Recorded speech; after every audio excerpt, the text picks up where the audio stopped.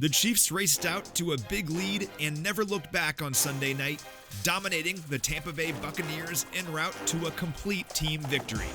It was the definition of a bounce-back performance, and now, with a 3-1 record through 4 games, the Chiefs will aim to keep it going against one of their oldest rivals on Monday Night Football.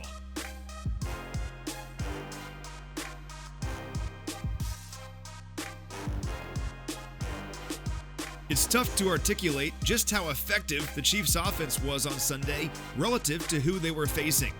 Coming into the game, Tampa Bay had allowed just 27 points all season long.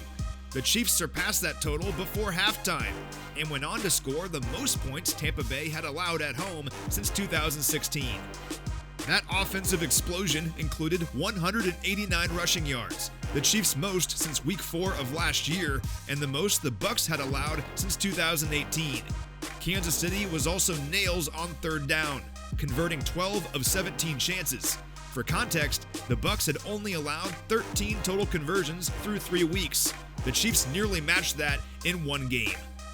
The man at the wheel for all of that scoring was, of course, quarterback Patrick Mahomes, who tallied his 30th career game with at least 3 touchdown passes on Sunday night. He did so in only his 67th career outing, meaning that Mahomes has thrown for at least 3 scores in 45% of his games.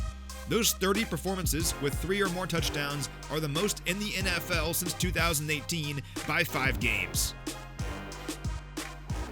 It was simply a perfect offensive display, and they'll look to keep it going on Monday night against a defense that features some of the best pass rushers in the NFL. The leader of that group is defensive end MAXX CROSBY, whose 18 pressures this season ranks 6th in the NFL. He's also racked up 4 sacks, which ranks 5th in the league.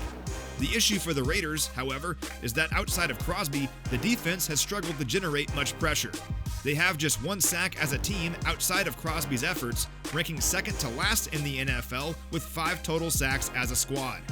That's all despite the addition of star edge rusher Chandler Jones this past offseason, but while he only has 9 pressures and 0 sacks so far this year, he's still a menace who the Chiefs will have to contain on Monday night. On the other side of the ball, Las Vegas has had a bit of a weird season so far offensively. For one thing, quarterback Derek Carr isn't pushing the ball downfield much at all. He's averaging 6.74 yards per attempt and has just 4 passes of 25 or more yards, which ranks 26th in the league. Las Vegas has instead deployed a long drive offense that averages nearly 10 plays per scoring drive. In fact, their 10 drives of 10 or more plays this season ranks 2nd in the league, and their 18 red zone drives also rank 2nd behind only Kansas City. The big difference? The Chiefs have 14 touchdowns on their 19 red zone possessions, while the Raiders have just 8. Their touchdown rate in the red zone is the 4th worst in the league, so while they're often driving down the field, they're consistently settling for field goals.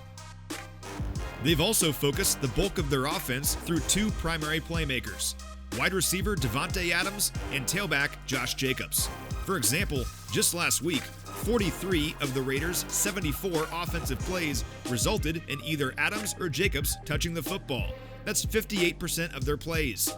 Additionally, Jacobs and Adams have combined for 716 total yards from scrimmage this season, or 48% of the Raiders' total as a team.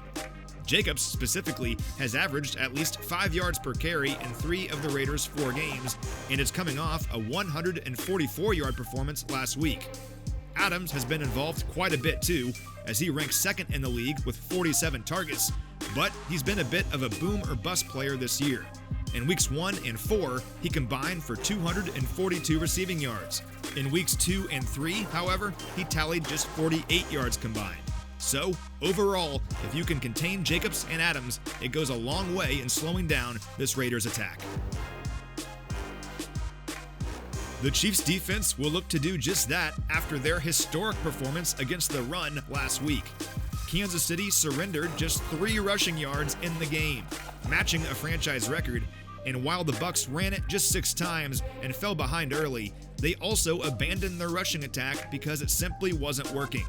That performance came on the heels of a strong outing against Colts running back Jonathan Taylor, holding him under 4 yards per carry, and through 4 weeks, the Chiefs have allowed the fewest rushing yards in the NFL. It all makes for an awesome night on Monday as these two old rivals clash yet again. These games always mean just a little bit more, and there's no better stage than primetime to remind the rest of the league that the AFC West still runs through Kansas City.